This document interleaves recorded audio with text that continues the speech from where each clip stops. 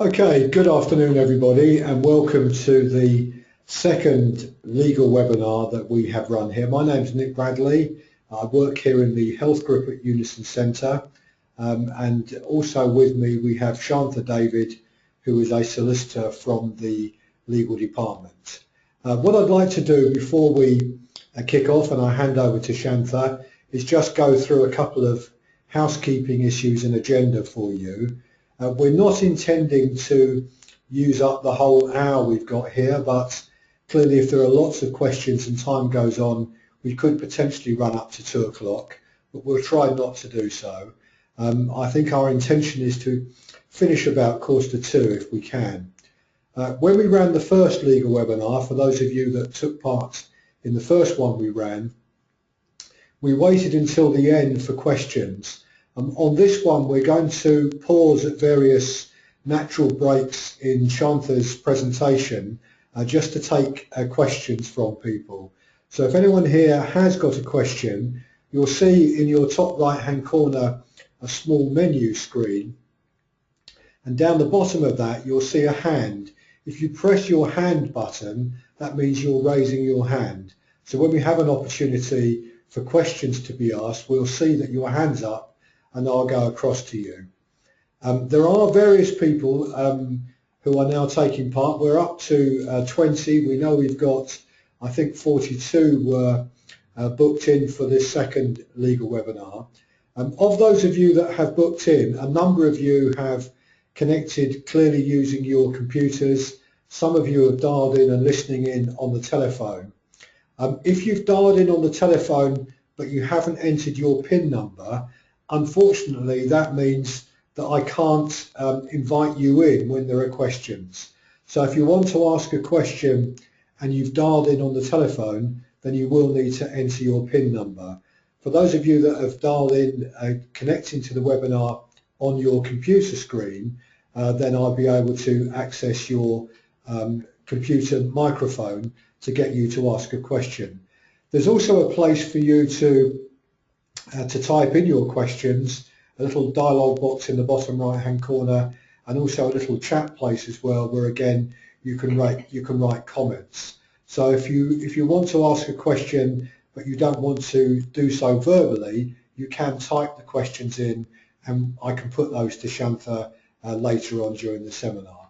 So thank you very much. We're not intending, by the way, and Shantha will be delighted with this, we're not intending to keep the camera on for the session until we go to the end of the entire meeting, mainly because our experience is it's slightly disconcerting and slightly distracting, I think, from the main presentation, which will be both Shantha speaking against the slides that you've got on the screen in front of you.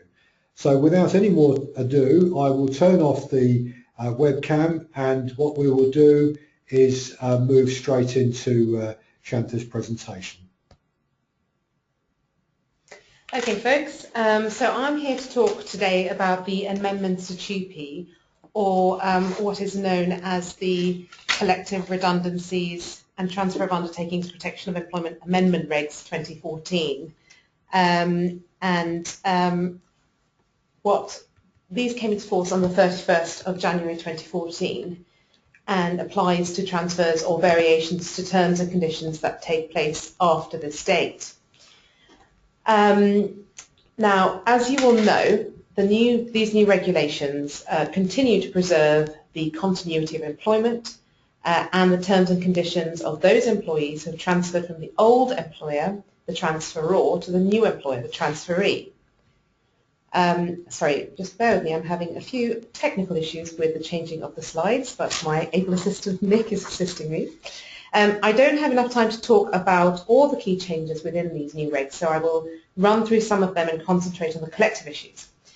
Firstly, service provision changes. The government suggested that it would remove service provision changes from the definition of a relevant transfer. Fortunately for all our sakes, this didn't happen, but there is a new test for whether or not there has been a service provision change. The new Regulation 5 requires that the activities carried out after the change in service provider must be fundamentally the same as those that were carried out by the person who has ceased to carry them out, so the old employer. So keywords fundamentally the same and by the immediate previous employer.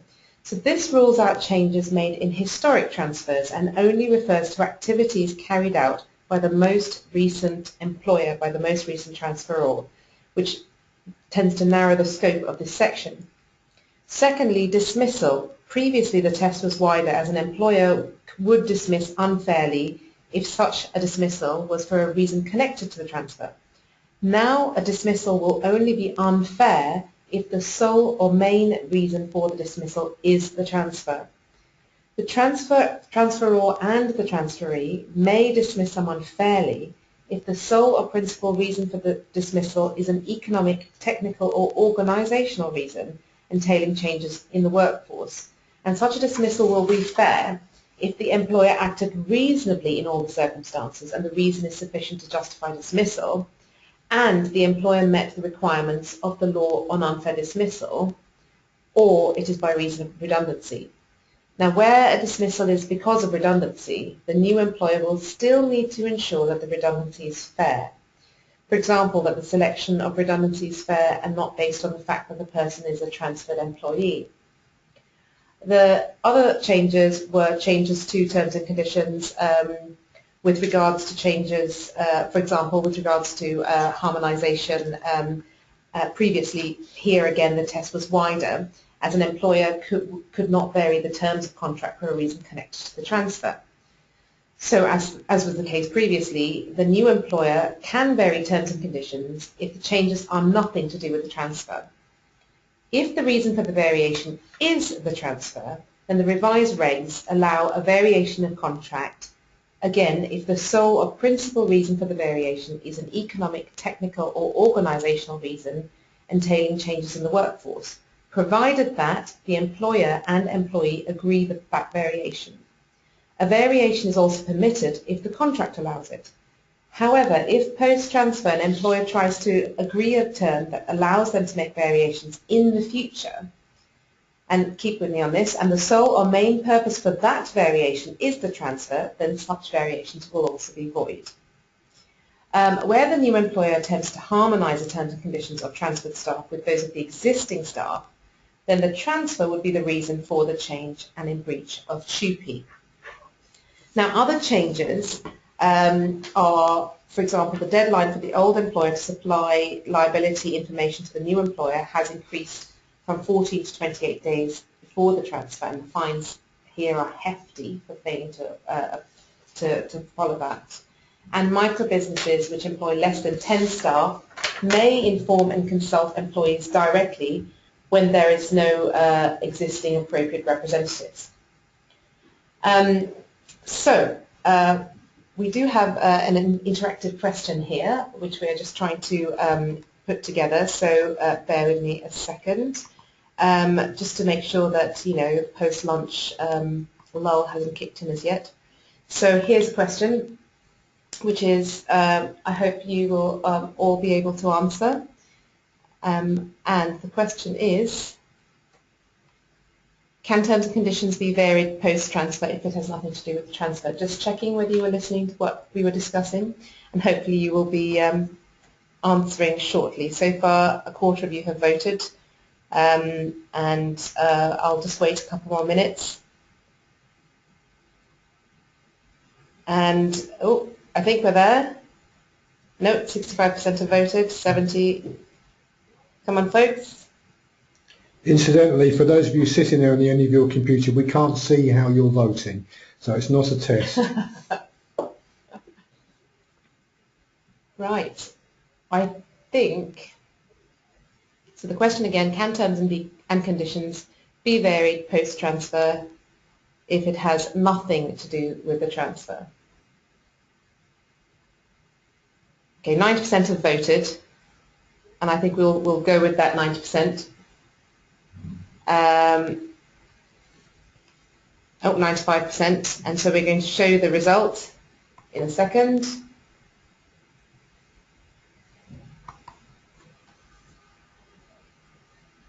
And hopefully you'll see that 79% of you knew that the correct answer was yes. Terms and conditions can be varied post-transfer if it has nothing to do with transfer. Right, glad to see everyone's with us. So we'll just carry on with the talk now, if we can find our slides. There we go. So now moving on to what we're going to discuss today. I will be focusing mainly on how a change of location is now not an ETO reason, how Alamo Heron has been codified into TUPE, how collectively agreed terms and conditions can be changed a year after the transfer, and how a transferee can conduct collective redundancy consultation pre-transfer, and how a transferor is still not entitled to rely on a transferee's reason for dismissal. So, firstly, looking at a change of location. Under Regulation 7 of the amended TUPE regs, an employer is permitted to dismiss an employee where the sole or principal reason for that dismissal is an economic, technical or organisational reason entailing changes in the workforce of either the transferor or the transferee before or after a relevant transfer. Regulation 7.3a changes the expression changes in the workforce to include a change to the place where the employees are employed by the employer to carry on the business of the employer or to carry out work of a particular kind for the employer, and the reference to such a place has the same meaning as in Section 139 of the Employment Rights Act 1996. So what does Section 139 say? This is all about redundancy. It says that a dismissal is by reason of redundancy if it is wholly or mainly attributable to the fact that the employer has ceased or intends to cease to carry on that business in the place where the employee was so employed. So where the transferee, the new employer, no longer requires the transferred staff to carry on the old employer's business or to carry out work of a particular kind in their ordinary place of work, then such employees will be deemed to be redundant. There is no definition in the Acquired Rights Directive, which is the directive under which the TUPE regulations are made in the UK, for the phrase an economic, technical or organisational reason entailing changes in the workforce. There has, of course, been case law trying to explain this concept, and I will talk about some of these cases in a minute. Now, until the January 2014 amendments to TUPE, it was not clear if the term entailing changes in the workforce included a change of location. The case of Bassani and NSL and R. Donnelly, decided in May last year, considered the meaning of a change of location prior to the TUPE changes. Now, this case was about 6 parking enforcement employees, all of whom were Unison members and who were employed in Barnet Council's parking enforcement services, who were then asked to work in NSL's Croydon office following the transfer. An equality impact assessment revealed that many of these employees would not be able to travel to workplaces outside of Barnet due to various caring responsibilities or medical or disability-related conditions that prevented them from driving or travelling long distances. Barnet said that it would ask NSL to allow these employees to work out of offices in Barnet. However, just before the transfer, NSL decided to subcontract the postal and processing work that a couple of these employees did to offices in Lancing, which are near Brighton. A month after the transfer, the employees were then made redundant, as they were unable to move from Barnet to either Croydon or to Lancing for the reasons mentioned before, and due to the cost and time involved with the lengthy journey. Both NSL and R. Donnelly argued that it was a defence to a claim of unfair dismissal that they had to dismiss employees who refused to change their location following a transfer. They conceded that the dismissals were connected to the transfer, but that in their defence there was an ETO reason entailing change to the workforce. The employment judge, Beatty, found as a matter of fact that the reason for the claimant's dismissal was that those transferring were not prepared to move to Croydon and Lancing. The employment judge held that the dismissals were both for economic and organisational reasons connected with the transfer, but that they did not entail a change in the workforce. Therefore, the dismissal was automatically unfair within the meaning of the TUPE regs 7.1b and 2. Following our members' success, NSL and R. Donnelly appealed. Now, at the Employment Appeal Tribunal, Mrs. Justice Slade agreed that there was an economic or organisational reason for the change of location, but she said that changes to the workforce must be to the body of people and not to their location. She held, therefore, that the dismissals of employees by reason of or connected with the transfer or an undertaking for refusing to change their location, the location of their workplace, are not dismissals which entail changes in the workforce within the meaning of TUPE Reg 7.2. In her judgment, she said that a workforce is made up of workers or people, and that workforce was not a workplace or any other physical or abstract concept, such as the way in which work is organised or where it takes place. Now, it's worthwhile going through the authorities in this case to consider what will remain good law now that the law has changed. Now, considering the ordinary meaning of the words, Lord Justice Brown Wilkinson observed in a case called Berriman and Delaboli Slate back in 1985 that some meaning must be attributed to the words entailing changes in the workforce, otherwise their inclusion after economic, technical or organisational would be unnecessary. He held that the word workforce connotes the whole body of employees as an entity corresponding to the strength or the establishment. And the Court of Appeal made it clear that changes in the workforce must be an objective of the employer's plan, not just a possible consequence of it.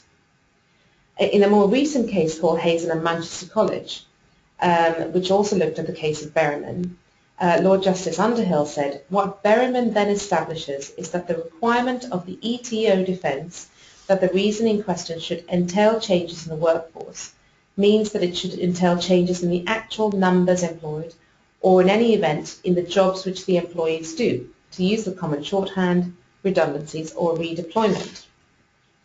So the objective of the Acquired Rights Directive, going back to that piece of legislation from Europe, as explained in Preamble 3, is to provide for the protection of employees in the event of a change of employer, in particular to ensure that their rights are safeguarded.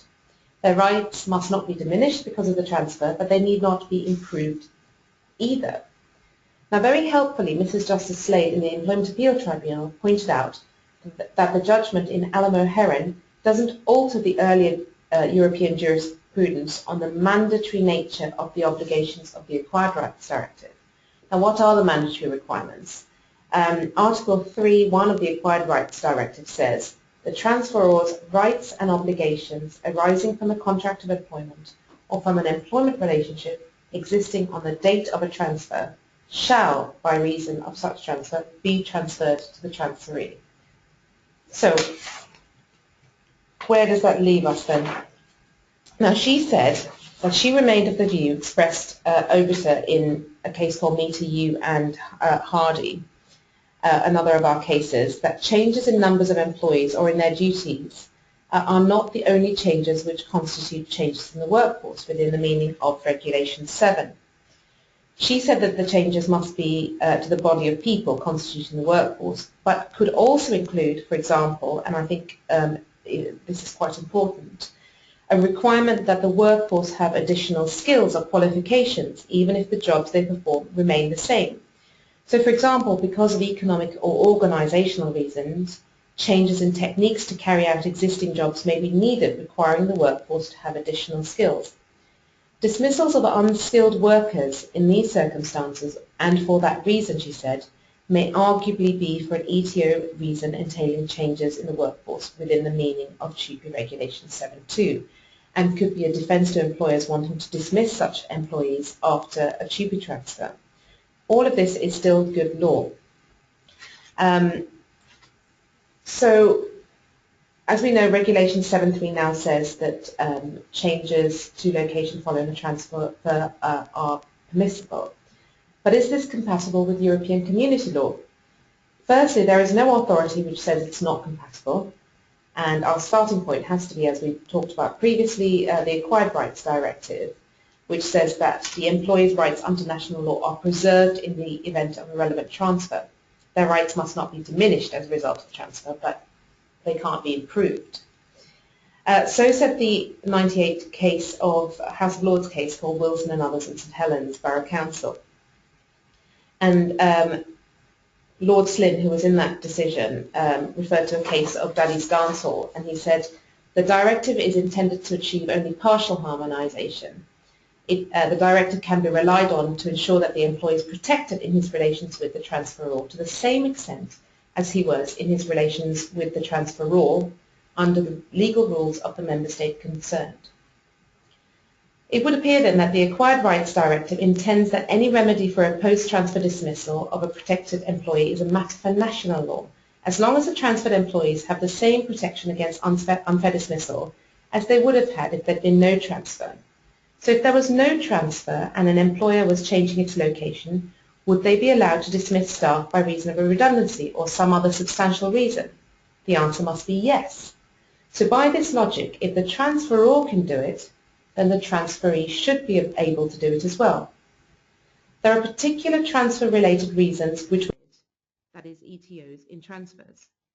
Now, Article 8 of the Acquired Rights Directive also says that TUPE may be more generous to employees than is strictly required by the Acquired Rights Directive. Now, unfortunately, that's not the case under UK law. So rights are preserved on transfer and a remedy under national law exists. Therefore, Regulation 7.3 is probably compatible with community law and we don't have a challenge here. So now I've been going on and on about this, but the reason I'm hoping is it will be made clear. So where does this leave all of us? There's a 2012 case called Muse and Abellio which established that a change of location can amount to a dismissal. Now this case, just by way of background, was about bus drivers whose base was moved from Westbourne Park to Battersea on a transfer, and this wasn't permitted under their contract because there was no relocation clause under their contract as at the date of transfer. Now they argued that the requirement to relocate them some 2 hours away from their previous depot was a repudiatory breach of contract, and they resigned and claimed constructive dismissal. The Employment Tribunal found that the change in the bus drivers' working conditions were to their material detriment, contrary to Regulation 4.9 of TUPE. So a change of location not permitted under contract can amount to a dismissal. Another case called Setinsoy, involving bus drivers as well, dealt with a requirement to move to another bus depot in breach of contract, and the ET held there that moving to a different depot, which involved between 15 to 30 minutes of extra travelling time, didn't amount to a fundamental breach of contract or a substantial change in working conditions. Now, in that particular case, on appeal, Mr. Justice Langstaff agreed with the ET and said that the question of what amounts to a fundamental breach of contract or a substantial change of working conditions were questions of fact and not law. And he said that the tribunal's decision could only be overturned if it were perverse, which wasn't the case here. Now it feels like gloom and doom for claimants, but things are not so bad. A transferee, a new employer, can still fall foul of Regulation 7.3a if they change an employee's location post-transfer and they do not have an economic, technical or organisational reason for doing so.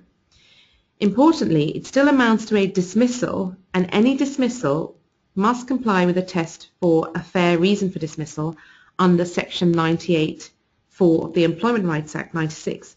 And there must be a fair reason for the dismissal for the purposes of this section and of Section 135 of the Employment Rights Act.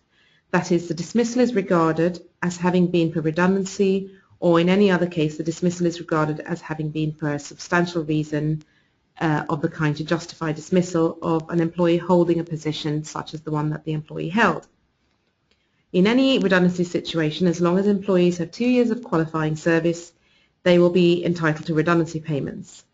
Also, dismissals in this type of case can also trigger obligations to inform and consult under Section 188 of the Trade Union and Labour Relations Act, and obviously the consultation is with the union. There may also be contractual and pension-related entitlements triggered in many public sector jobs by such a dismissal.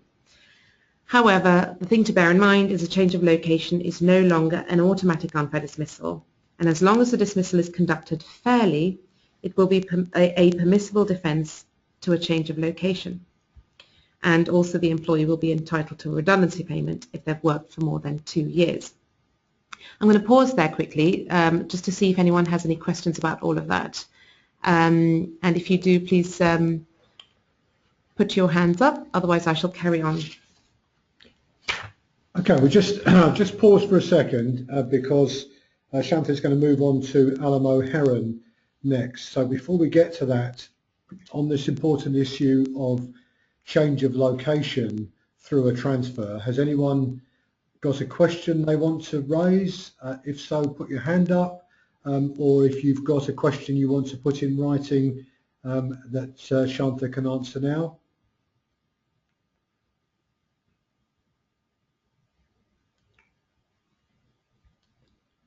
Very quiet in the room here today. Okay, I think no one's got their hand up, so okay, I'll move on. We'll press on. So right, we're going to move on to Alamo Heron and collective agreements.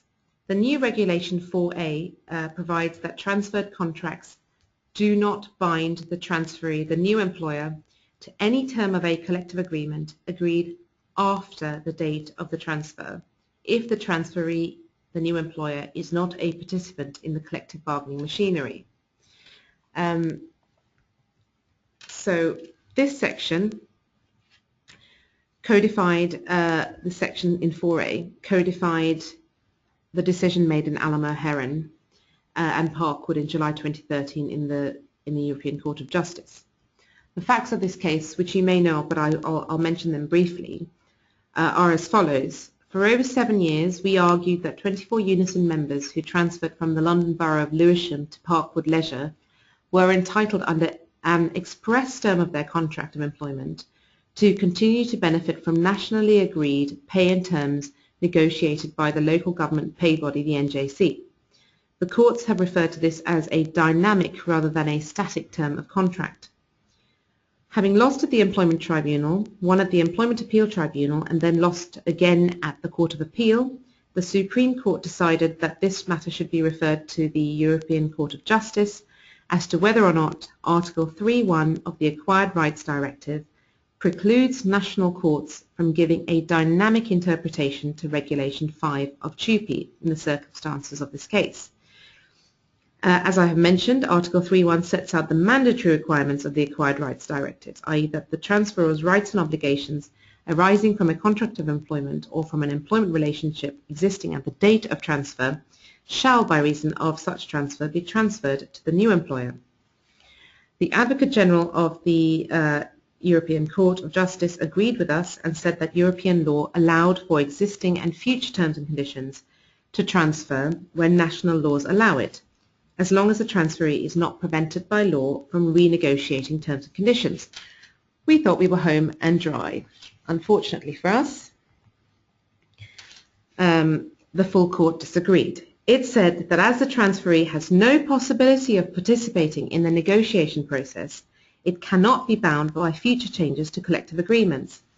The court picked up on something introduced by the Advocate General, who we thought was on our side, apparently not, and suggested that a dynamic approach to rights deriving from collective agreements would breach a transferee's freedom to conduct its business under Article 16 of the Charter of Fundamental Rights of the European Union. So apparently a company's right to conduct their business was more important than an employee's rights under their collective agreements. Accordingly, the European Court decided that following a TUPE transfer, the transferring employee is not entitled to pay increases negotiated post-transfer under a collective agreement, where the transferee was not a participant and could not be a participant in the bargaining machinery. You will see that Regulation 4A misses out that last bit of the European Court's decision and does not require that the transferee could not be a participant. So Regulation 4A expressly provides for a static approach to the transfer of terms derived from collective agreements. The practical outcome is that following a transfer, those transferred under TUPE will be stuck with their rate of pay, whilst others around them may be getting pay increases. Now, I'm going to pause again quickly to see if anybody has any questions again about Alamo Heron and the effect of Alamo Heron. Okay, your opportunity now. Anyone here got a question that you want to pose? By all means raise your hand now, or if you've got a question you want to put in writing, we'll answer that as well. So just give you an opportunity to just check. I don't think anyone's got their hand up. Come on, people, ask a question. We've got a poll, a question that you can answer to.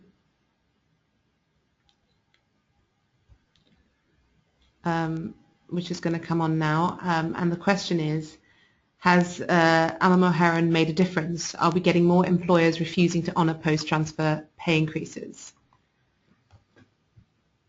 And I'd be interested to know what you have to say there. Oh, let's see. Most of you are voting. We don't have the results yet. Half of you, 60% have voted.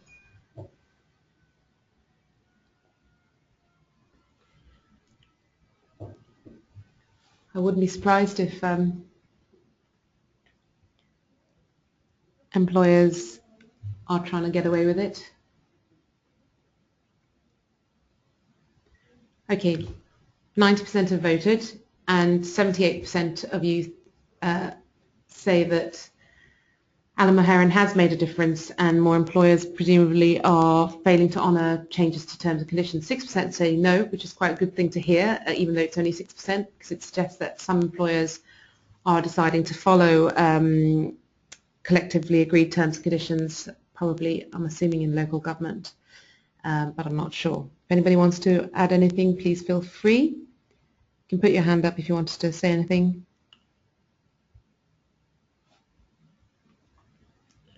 Okay. Oh, so there's someone there got a question. Oh. Would staff transferred to G4S receive national pay rises? Asked Jennifer. The answer is only if G4S are part of the collective bargaining machinery, which they're not. So they wouldn't be entitled to, presumably, local government paying conditions. They wouldn't be necessarily entitled to it.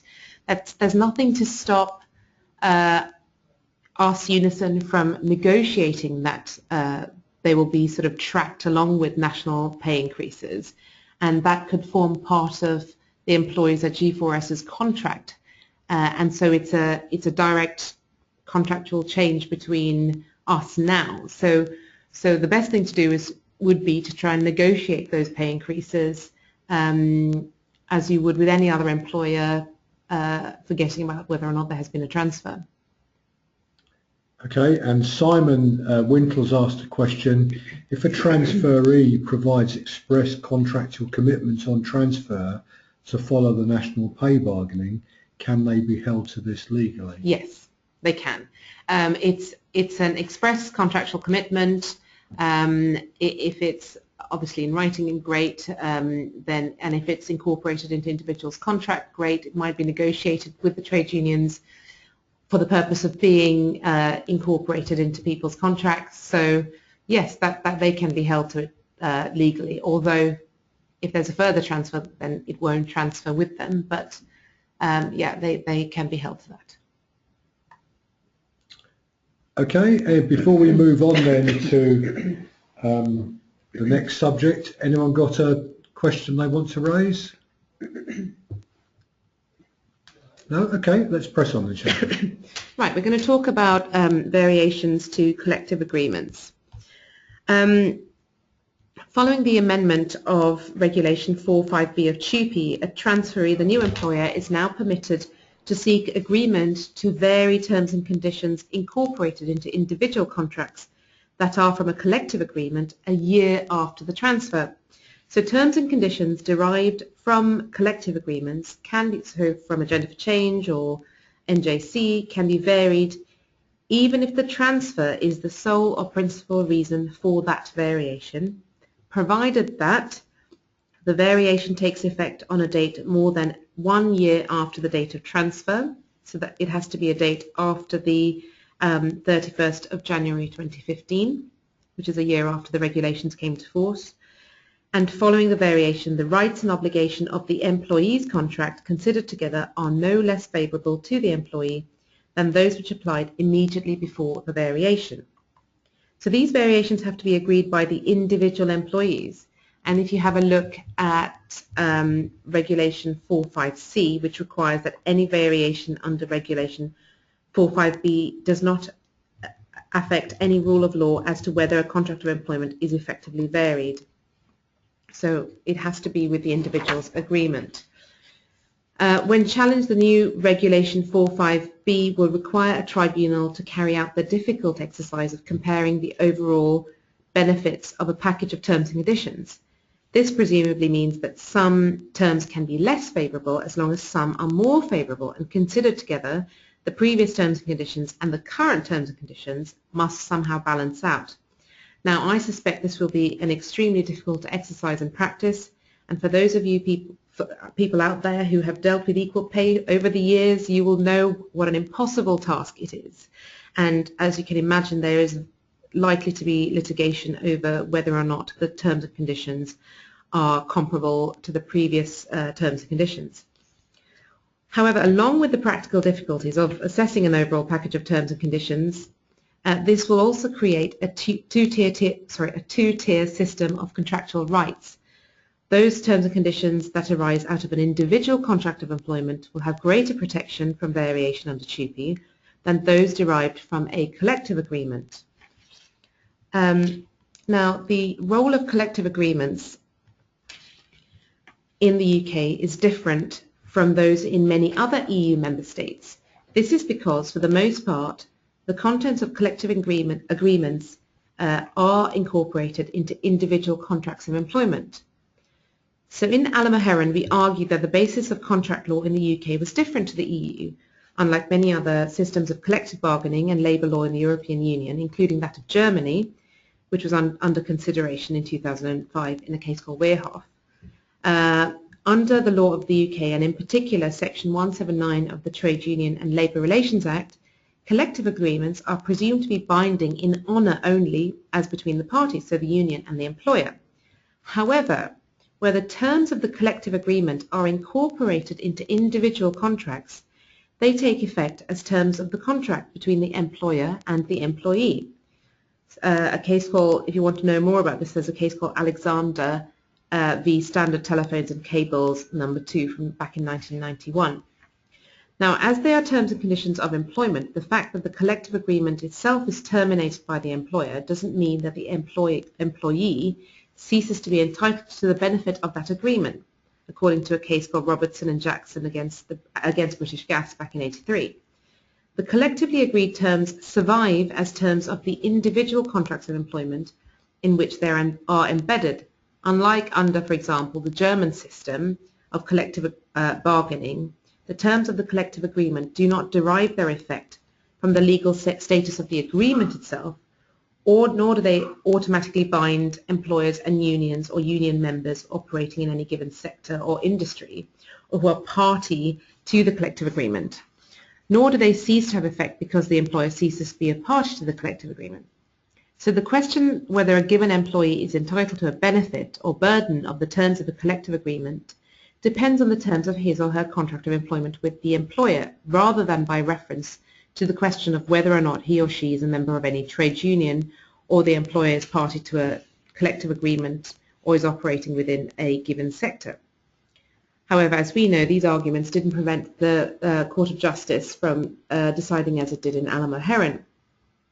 Now, BIS points out that variations to collective agreements are compatible with the Acquired Rights Directive because Article 3 provides that member states may limit the period for observing terms and conditions agreed in any collective agreement, provided that that period is not less than 1 year. However, as I have droned on, it is well established under UK law, in contrast, for example, to the German system, that the terms of a collective agreement will be terms of an individual employee's contract of employment. So a year after transfer, the new employer can amend terms and conditions whether or not it is because of the transfer, and even if there is no economic, technical or organisational reason entailing changes in the workforce. Whilst individual terms and conditions, i.e. those that are not derived from a collective agreement, can only be changed if it has nothing to do with the transfer or if there is an ETO reason entailing changes in the workforce. However, renegotiation of collectively agreed terms and conditions will involve the making of an offer to give up collectively bargained terms and conditions, which the European Court of Human Rights found in 2002 in a case called Wilson, Palmer and Doolan against the United Kingdom, to infringe Article 11 of the European Convention on Human Rights, which protects the right to freedom of assembly and association. The background of this case is as follows.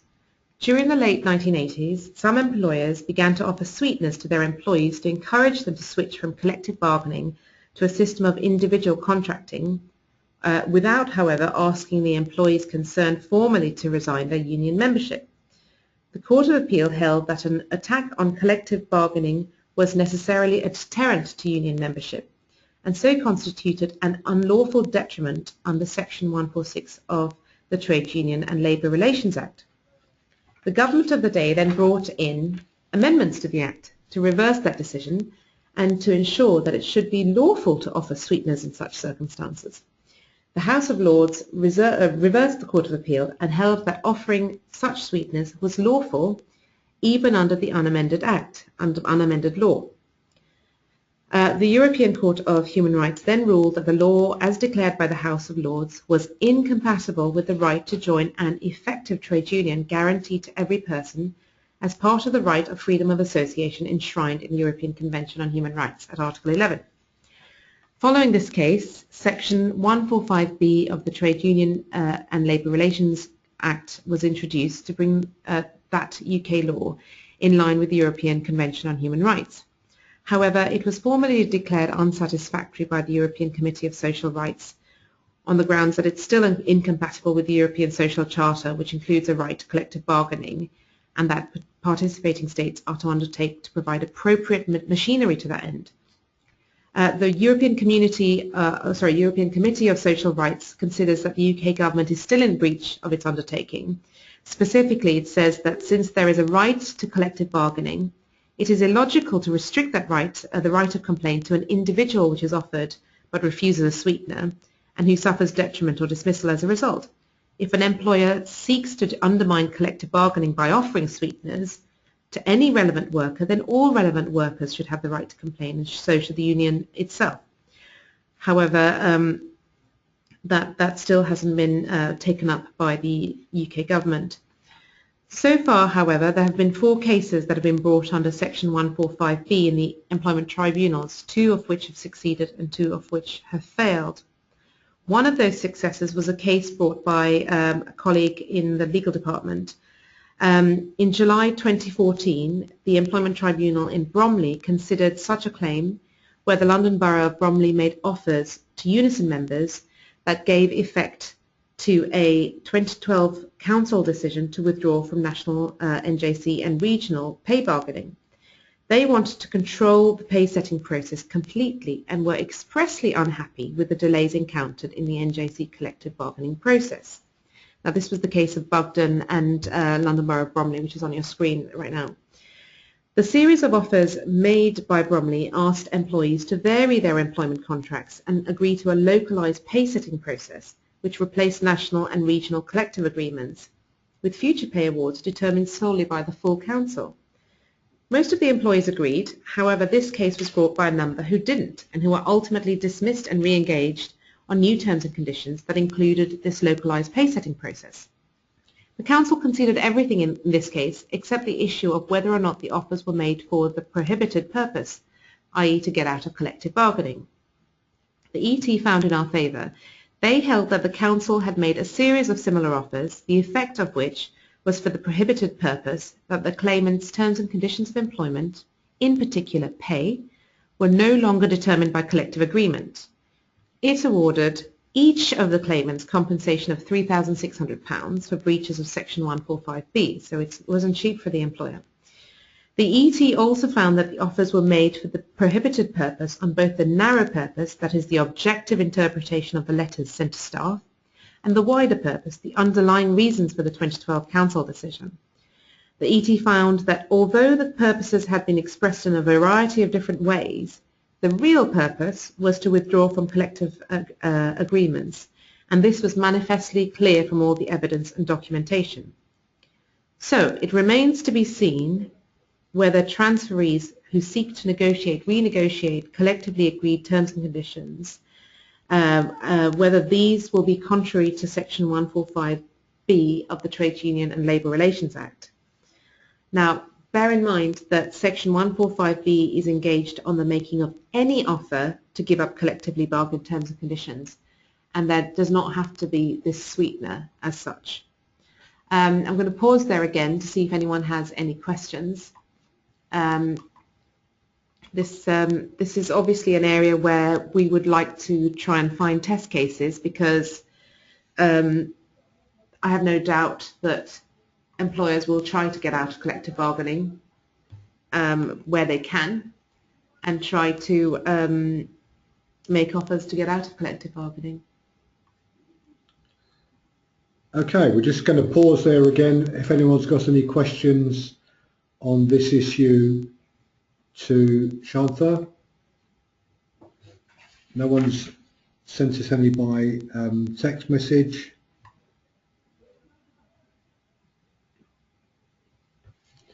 Can't see anyone with their hand up. In which case we'll press on to the final part of Shantha's presentation. Okay. So I'm going to talk now about pre-transfer consultation and information and consultation. The transferee can elect to start redundancy consultations with representatives of affected employees before the transfer takes place, where there is or is likely to be a TUPE transfer. The transferee proposes to dismiss as redundant 20 or more employees at one establishment within 90 days, and there are affected employees within the transferor's workforce. Such an election must be with the transferor's agreement and be in writing to that transferor. Where this happens, the transferee employer is deemed to be the affected employee's employer, and that rules on collective consultation are to apply accordingly. So you will note that this section still refers to 20 or more employees at one establishment, despite the EAT decision in Asda and Woolworths. You'll recall that the EAT held in that case that the tribunals had erred in finding that the duty to consult with regard to collective redundancies had required 20 or more to be consulted with regards to collective in one location, from each location or in each business. The EAT said that the UK had a duty to implement the Collective Redundancies Directive, and that it was not entitled to dilute the protection. The words at one establishment in Section 188 did not derive from the directive and were not the subject of any consultation or parliamentary debate. The clear parliamentary intention was to implement the directive correctly. The court was entitled to construe Section 188 so that it complied with the obligation under the directive. The words at one establishment would be deleted from Section 188 as a matter of construction pursuant to the court's obligations to apply the directive's purpose. Now, this this case was appealed to the Court of Appeal, and since then there's been a reference to the Court of Justice. There has been a decision, or rather an opinion of the Advocate General, who has made it very unclear as to what the words at one establishment mean. So we'll have to wait and see what the full court makes of it. So back to pre-transfer consultation. Where such an election for pre-transfer consultation has been made, it can be cancelled by the transferee employer by giving written notice to the transferor employer, in which case the position reverts back to normal. Anything already done is then ineffective, and so if the transferee still wishes to make collective redundancies, it will have to start that consultation process again post-transfer. So here are some problems. The transferee is deemed to be the affected employee's employer. This seems rather odd. Also, the transferee is to consult on post-transfer redundancies with the trade union recognised by the transferor, whether or not that union is recognised by the transferee. So arguably, this section doesn't comply with the Collective Redundancies Directive, which obliges that the current employer inform and consult with you rather than any future employer. So the motivations to inform and consult under Section 188, which is to do with redundancy, and Regulation 13, which is to do with TUPE transfers, are also very different. Section 188 looks to avoid dismissals and contains mandatory obligations for the purpose of collective redundancies under the Collective Redundancies Directive, while Regulation 13 requires information in relation to the transfer of staff and any measures which the old or new employer will have to take as a result of the transfer as prescribed by the Acquired Rights Directive. One particular point to note concerns the relationship between the transferee and transferor employers in this rather artificial situation. Section 198A(4)(b) states that the transferor may provide information or other assistance to the transferee to help the transferee meet the requirements of this chapter, but they don't have to. Section 198B(1)(d) states that a failure on the part of the transferor, the old employer, to provide information or other assistance to the transferee does not constitute a special circumstance rendering it not reasonably practical for the transferee to comply with the consultation requirements. So the transferee is not to have the Section 1887 defence if it is not provided with the information.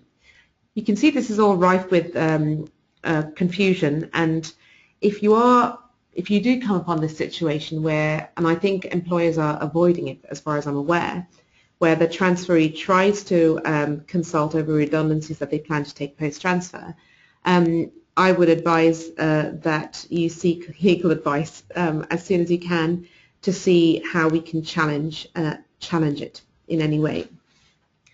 Now I'm going to briefly talk about agency workers before we finish the session.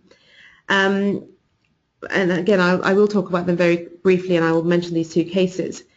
Following the changes to Section 188 of the Trade Union and Labour Relations Act and Regulation 13 of TUPE, which were brought in by the agency workers regs, and in the first case of its kind, the Employment Tribunal in Watford ruled in April 2013 that Barnet Council had failed to provide Unison with information on the number of agency workers it employed.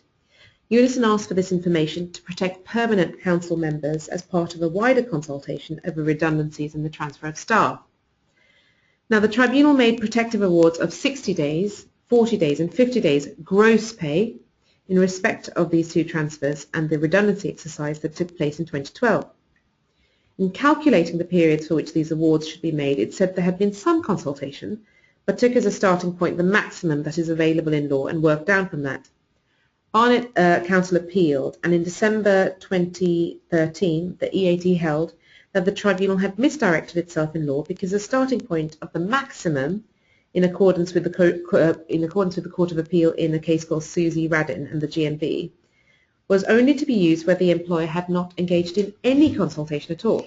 Those were not the circumstances here, and therefore the case was to be remitted to the same tribunal. However, before that could happen, because Barnet knew that it was going to be done for anyway, the council decided to settle the case for 85% of the value of the awards made at tribunal. So it was quite a hefty payment that Barnet Council had to make for failing to provide agency worker information to Unison. So that's something to bear in mind if you're not getting anything from an employer when you're involved in a TUPE transfer or a redundancy exercise. It's always useful to see whether or not they have provided agency worker information as is required under the law.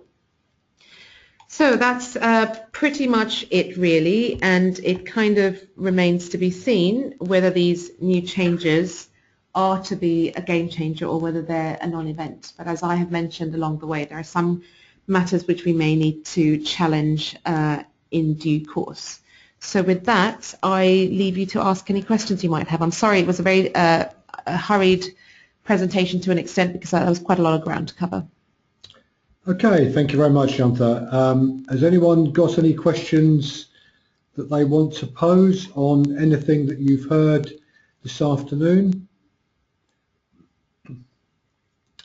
If not, two things that we can say we will do, or three things that we can say we can do. One is that we will send round the PowerPoint presentation to everybody so you can see that. We'll also send you round a link to the recording of this. We've recorded the presentation this afternoon, so if you want to go back and listen to it again. There is a question here from Simon. Is there a requirement to consult individually or collectively if the number of employees to be made redundant is less than 20, and can such consultation begin pre-transfer? There is no legal requirement to consult, but if the employer wants to ensure that the redundancy exercise has been conducted lawfully, then they would be minded to consult either individually or collectively. If Unison is the recognised trade union, then it would be quite churlish for them to consult individually in those circumstances. And yes, the transfer, the consultations can happen pre-transfer, arguably, but they don't get the protection of the legislation, so we can always challenge them in those circumstances. Okay, and Andrew, please could I have the presentation rather than the link, as I couldn't access the link because of IT restrictions. I think we can do that for you. We can't do that for everybody just because it's quite a large file, and I don't think our systems will cope with us sending lots of copies of that around. But yeah, we'll sort that out for you, Andrew. We did save, Andrew, just so you know, that the last session is saved on SharePoint, and the link was to a SharePoint page as well. So I'm not sure if you've tried the SharePoint link. And we also saved it on YouTube as well, so there were two means to get to it. But if there's a problem, email myself or Shantha afterwards, and we'll try and sort you out. Okay, if no one's got any questions, no one appears to have their hand up. I'm just going to double check that no one has their hand up. Just a couple of quick polls for you that we want to ask you. The first one is, have you found this a useful webinar? This is when everyone says no.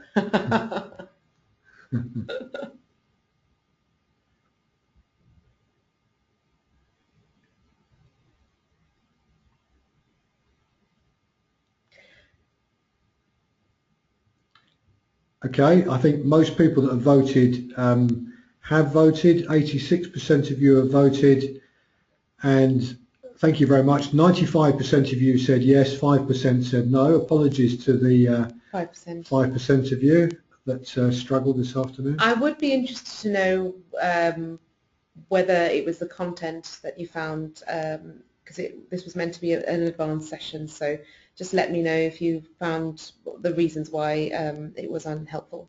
It's always good to know.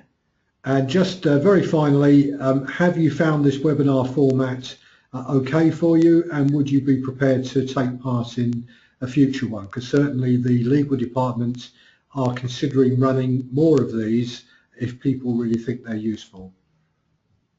We won't have Nick next time, unfortunately. He's going to hand over the reins, which is a shame.